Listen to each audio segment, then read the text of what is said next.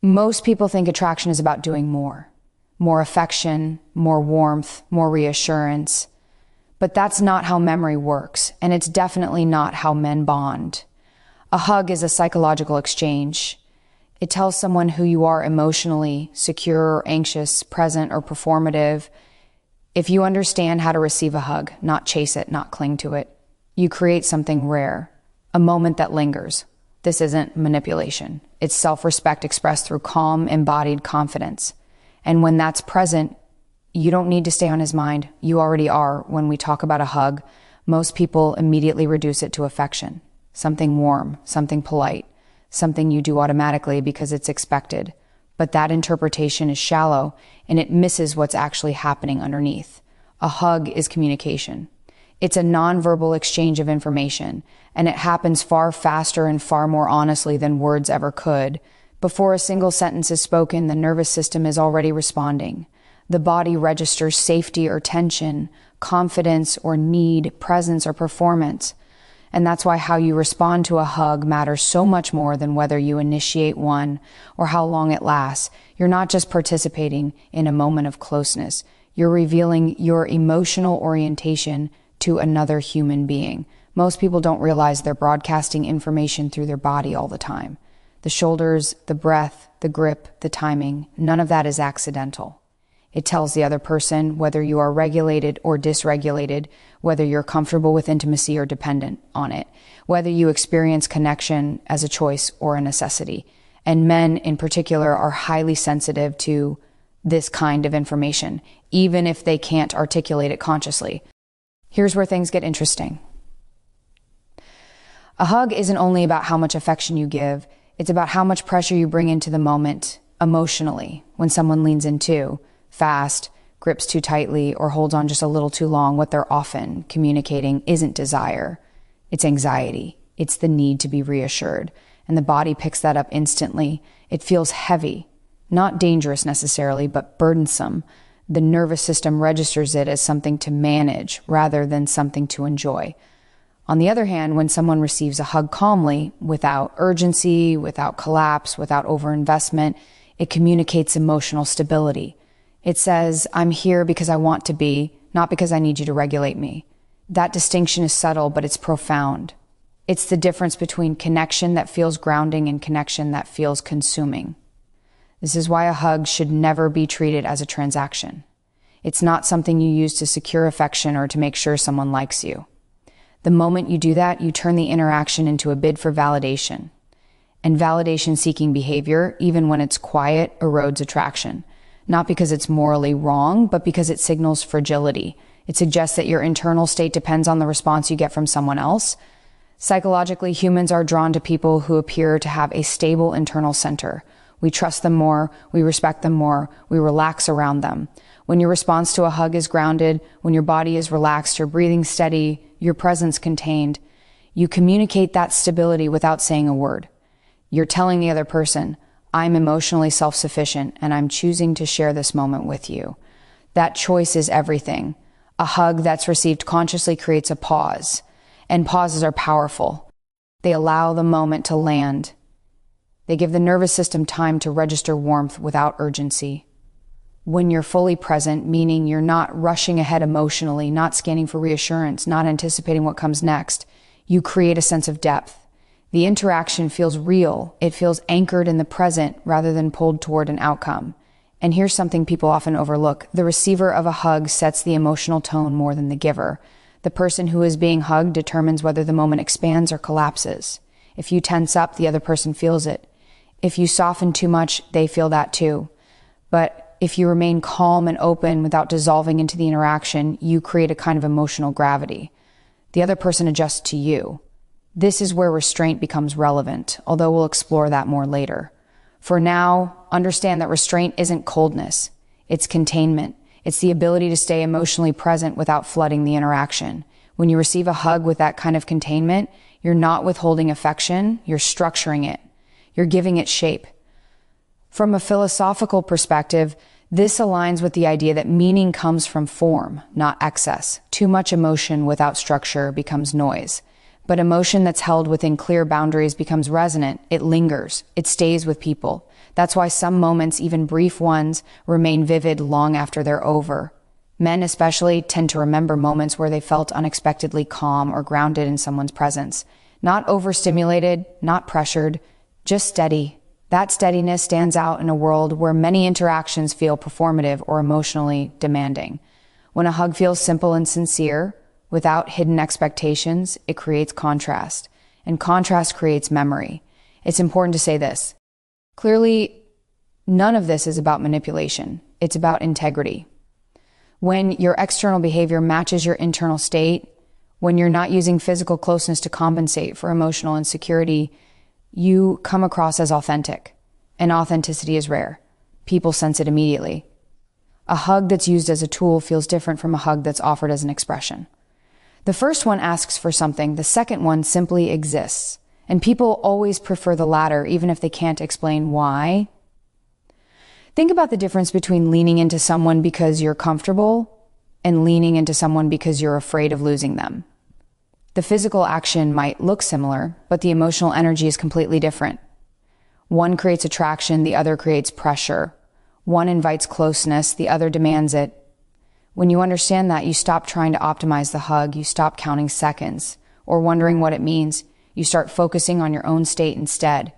Are you relaxed? Are you breathing normally? Are you allowing the moment to be what it is without trying to extract reassurance from it? Those questions matter far more than technique. Because at the end of the day, communication is less about what you do and more about who you are while you're doing it. This also explains why some people seem unforgettable without trying. It's not that they're doing something extraordinary. It's that they're not leaking need into their interactions. Their presence feels clean, undemanding. You leave the interaction, feeling better than before, not responsible for managing someone else's emotions. That feeling stays with you. And this brings us back to the idea that a hug is information.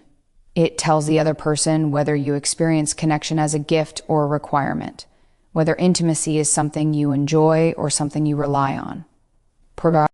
Either you're emotionally adult or still outsourcing regulation. When you receive a hug with awareness and composure, you're silently communicating, I am whole on my own. And paradoxically, that's what makes people want to be closer to you. So the next time you're in that moment, don't rush it. Don't collapse into it. Don't try to make it mean more than it does. Just be there. Let your body be calm. Let the connection be mutual, not loaded.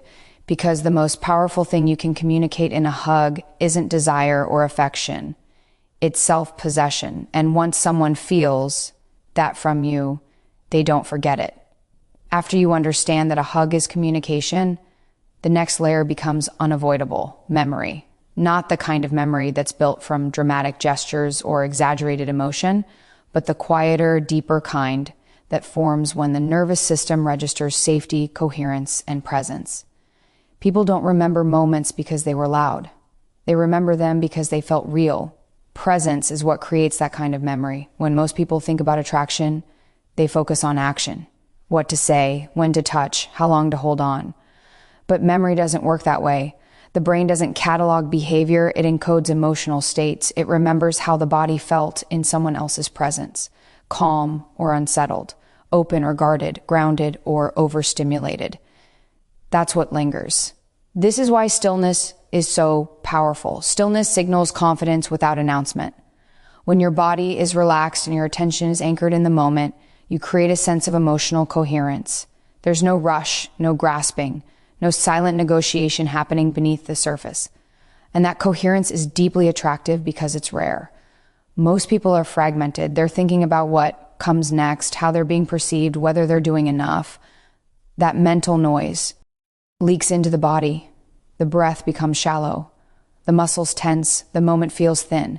But when someone is fully present, when their attention is settled, you feel it immediately. The interaction slows down. Time feels slightly stretched, and that's when memory forms. From a psychological standpoint, presence regulates the other person's nervous system. Calm is contagious. When someone is grounded, the body unconsciously mirrors it. Heart rate slows. Breathing deepens. The interaction becomes something you want to return to because it feels restorative rather than draining. You don't have to work to be there. You just are. This is particularly relevant in physical closeness. A hug magnifies whatever state you're already in. If you're anxious, the hug amplifies that anxiety. If you're calm, the hug becomes a container for that calm. And that's what stays with people, not the pressure of the arms, but the quality of the presence inside them. Men often struggle to articulate this, but they recognize it instinctively. They remember women who made them feel steady, clear, uncomplicated, not because those women were passive or distant, but because they weren't internally scattered. They were emotionally present without being emotionally demanding.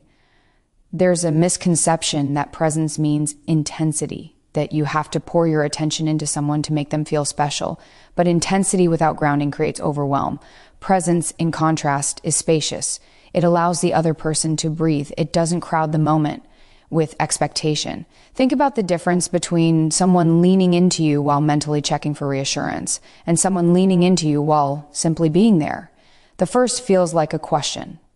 The second feels like an answer. And the body always prefers the answer.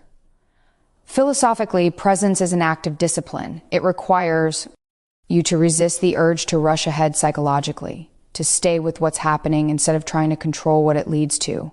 That restraint creates depth.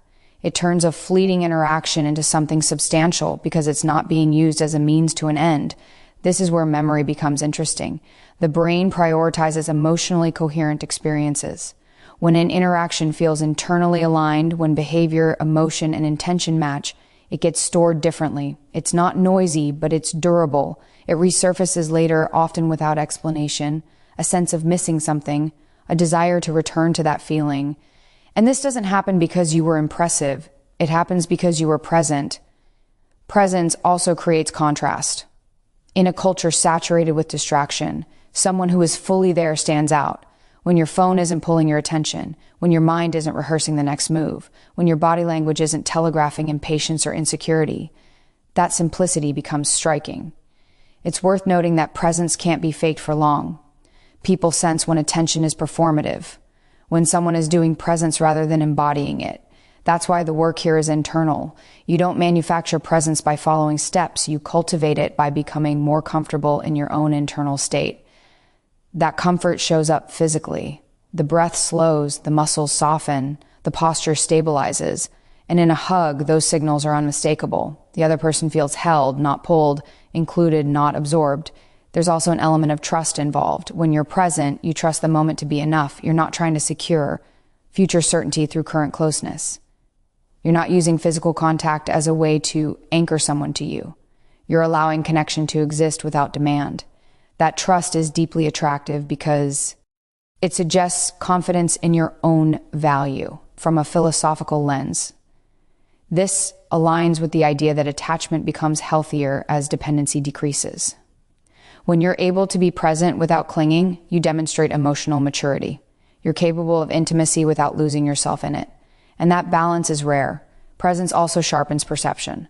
When you're fully there, you notice subtle cues, the rhythm of the breath, the moment when the hug naturally completes, the slight shift in energy that signals release.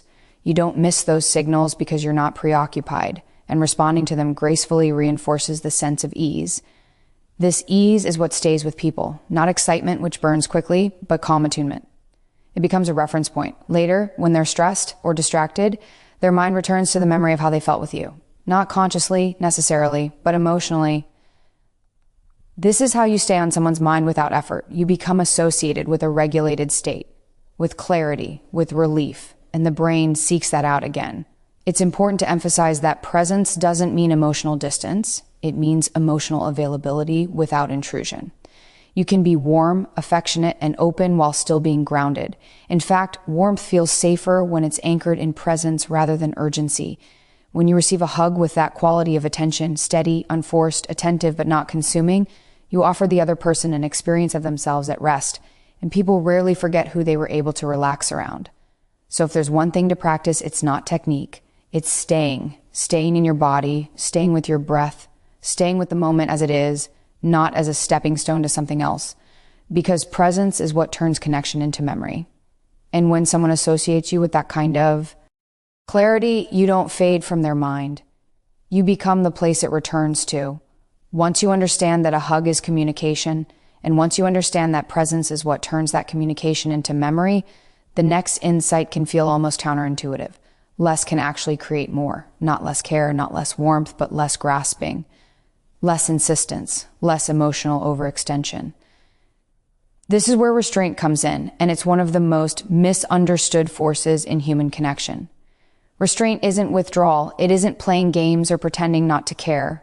It's the capacity to regulate yourself inside closeness. It's knowing when a moment has reached its natural completion and allowing it to end without forcing it to continue. And psychologically, that matters far more than most people realize. Human attention is drawn to what is unresolved. When something ends slightly before expectation, the mind stays with it. This isn't manipulation, it's how perception works. We notice boundaries, we remember edges. A moment that closes cleanly but not excessively leaves an imprint because it feels intentional rather than accidental. In physical closeness, this is especially potent. When a hug lingers past its natural point, it can start to feel heavy. The body senses that the moment is being extended not because it wants to be, but because someone is afraid to let go. That fear communicates itself instantly. The nervous system picks up on it and begins to disengage, even if the person doesn't consciously know why. But when you're able to step back just slightly before the moment collapses under its own weight, something very different happens. The interaction feels complete rather than drained. There's no awkwardness, no emotional residue to manage. The other person is left with a sense of that was good, rather than that was a lot. This is where restraint becomes magnetic. Psychologically, restraint signals abundance. It suggests that connection is something you enjoy, not something you cling to. That you're not trying to extract reassurance from the interaction. That you trust your ability to create closeness again, rather than needing to hold on to it for as long as possible. And trust is attractive. Not just trust in the other person, but trust in yourself. People often confuse intensity with depth. They assume that the more emotion they pour into a moment, the more meaningful it becomes. But without structure, intensity spills over into pressure. Depth, on the other hand, comes from containment, from allowing emotion to exist within limits rather than overwhelm them. Philosophically, restraint is the discipline that allows desire to remain alive. When everything is given at once, there's nowhere for longing to go. But when there's a natural boundary, desire stays active. It has space to breathe. It continues after the moment ends. This is why a slight withdrawal can feel more intimate than extended closeness. It respects the autonomy of both people. It says, I value this, but I don't need to consume it. And that communicates maturity. Men, in particular, are sensitive to this distinction. They notice when a woman is comfortable letting a moment end. Not because they want distance, but because it signals confidence. It suggests she isn't using closeness as a way to secure her worth, that she knows who she is without needing constant reinforcement. This doesn't mean being cold, it means being intentional. There's warmth in a hug that ends naturally, with a calm release and steady eye contact. There's clarity in not lingering past the point where the energy shifts. That clarity creates respect. From a nervous system perspective, restraint keeps the interaction regulated. It prevents overstimulation. It allows the experience to be integrated rather than overwhelming. When the body isn't flooded, it has time to process what just happened. And that processing is what turns a moment into something meaningful. This is also where curiosity is born. When a moment ends while it still feels alive, the mind stays engaged. There's a sense of unfinishedness, not in a frustrating way, but in an intriguing one. The other person wonders about you, about what you were feeling, about the next time. That wondering keeps you present in their thoughts far more effectively than overexposure ever could. Restraint also protects your own sense of self. When you don't overextend emotionally, you remain centered. You don't leave the interaction depleted or overinvested. You don't replay it anxiously afterward, questioning whether you did too much or too little. You know the moment was clean, complete, and that internal confidence shows. There's a philosophical idea that meaning emerges at the boundary between presence and absence. Too much presence dulls perception. Too much absence creates disconnection. Restraint lives at that boundary. It allows connection to exist without dissolving I into excess. In a hug, that boundary might be a second, a breath, a subtle shift in posture. But those small moments carry enormous psychological weight. They signal awareness. They signal choice. And choice is the foundation of attraction. When you choose to step back slightly, you're not withdrawing affection. You're framing it. You're saying, This moment matters enough to end well. And people feel that. It's also worth noting that restraint requires self-trust. You have to believe that you don't need to maximize every interaction to secure connection, that you're enough as you are, that another opportunity for closeness will come naturally. That belief changes how you move through the world. And when someone senses that belief in you, they relax. They don't feel responsible for maintaining your emotional state. They don't feel pressured to respond in a certain way. The interaction becomes lighter, even if it's intimate. This lightness is what makes people want to come back. Not obligation, not guilt, but genuine desire. Restraint, then, isn't about doing less. It's about knowing when enough is enough. It's about ending moments at their peak rather than dragging them past it. It's about allowing space for longing instead of smothering it with reassurance. And in a culture that often encourages overexposure and emotional excess, restraint stands out. It feels intentional. It feels grounded. It feels adult. So the next time you're in that moment of closeness, pay attention to the urge to hold on just a little longer than feels natural. That urge usually isn't love. It's fear, and you don't need to obey it. Let the moment end cleanly. Step back with calm. Trust that what was shared doesn't disappear just because the physical contact ends. Because the moments that last longest in someone's mind are often the ones that ended with just enough left unsaid. And restraint is what makes that possible. When you put all this together, communication, presence, restraint, you start to see the underlying principle that holds everything in place. Self-respect, not as a slogan, not as something you announce, but as something that's embodied, something that's felt, something that quietly organizes how you move through moments of closeness. Self-respect is the difference between choosing connection and needing it. And that difference changes everything. Most people think self-respect is about boundaries in the obvious sense, saying no, protecting your time, not tolerating bad behavior. And those things matter. But at a deeper level, self-respect is internal alignment. It's the decision not to abandon yourself in order to be liked, reassured, or chosen. It's the ability to stay intact while being open. In physical closeness, that internal alignment becomes visible immediately. A hug reveals whether you're grounded in yourself or leaning on someone else to stabilize you. It shows whether you experience intimacy as something that complements your life or something that compensates for what's missing. When your body language says, I choose this rather than I need this, the interaction shifts. There's no subtle bargaining happening, no unspoken hope that the other person will respond in a certain way to validate you. The moment becomes clean, and clean moments are powerful because they're honest. Psychologically, self-respect communicates safety, not excitement, not drama, but safety. And safety is what allows attraction to deepen rather than burn out. When someone senses that you're not going to collapse into them emotionally, they relax. They don't feel watched or measured. They don't feel responsible for managing your internal state. That relief is magnetic. Men especially are drawn to women who seem emotionally self-contained. Not closed off, but complete. Women who enjoy closeness without losing their center, who can receive affection without grasping and give affection without overextending. That balance signals maturity. It suggests that a relationship with you would add to their life, not consume it. Self-respect also changes how you interpret moments. When you respect yourself, you don't overanalyze every interaction. You don't inflate a hug into a promise or deflate it into a rejection. You allow it to be what it was, an honest moment of connection. That grounded interpretation prevents emotional spiraling, which in turn preserves your confidence.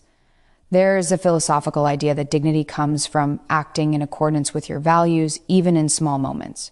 A hug is a small moment, but it's also a revealing one. When you remain aligned with yourself, calm, present, restrained, you act with dignity. You don't betray your own worth by seeking reassurance through physical closeness. And dignity is attractive in a way that charm can't replicate. This is where many people get confused. They think staying on someone's mind requires effort, strategy, emotional intensity. But what actually stays with people is coherence. The sense that you know who you are and you're not negotiating that in moments of intimacy. When your self-respect is intact, you don't chase reactions. You don't linger to see if they'll hold on longer. You don't pull away dramatically to provoke a response. You simply move naturally, trusting that what you offered was enough. That trust is felt Self-respect also gives you patience. You're not in a hurry to secure meaning from every interaction. You understand that connection unfolds over time, that a single hug doesn't need to carry the weight of a future, that understanding keeps you relaxed and relaxation keeps you attractive from a nervous system perspective. Self-respect keeps you regulated. You're not spiking with hope or dropping with disappointment based on someone else's response. Your baseline remains steady, and when someone experiences you as steady, they associate you with emotional clarity rather than chaos. That association is powerful. There's also an ethical dimension here. When you respect yourself, you don't use closeness to manipulate or control. You don't try to make someone miss you by withholding or overwhelm them by overgiving. You allow connection to be mutual, and mutuality creates trust. Trust is what allows desire to grow without fear. Self-respect doesn't mean you don't care. It means you care without sacrificing yourself. You allow warmth without losing structure. You allow affection without abandoning discernment. And that combination is rare enough that it leaves a lasting impression. People remember how you made them feel about themselves. Did they feel calm or anxious, free or responsible, seen or used? When your self-respect is intact, people feel free around you, free to want you rather than obligated to reassure you. That freedom is what keeps you on their mind. It's also what keeps you from losing yourself in the process. When you act from self-respect, you don't walk away from interactions questioning your worth. You don't replay moments wondering if you did too much or too little. You know you showed up as yourself, and that's enough. That internal stability is the real foundation of attraction. Everything else builds on it. So when you respond to a hug with calm presence, when you allow the moment to end naturally, when you don't cling or perform or overinterpret, what you're really doing is honoring yourself. You're saying, I don't need to distort who I am to create connection. And paradoxically, that's what makes connection most likely, because people don't fall for perfection. They fall for integrity, for coherence, for the quiet confidence of someone who knows their value and doesn't need to prove it. So if you take anything from this, let it be this. Don't try to stay on his mind by doing more. Stay on his mind by being more rooted in yourself, because the moment someone feels your self-respect, they don't forget you. They recognize you.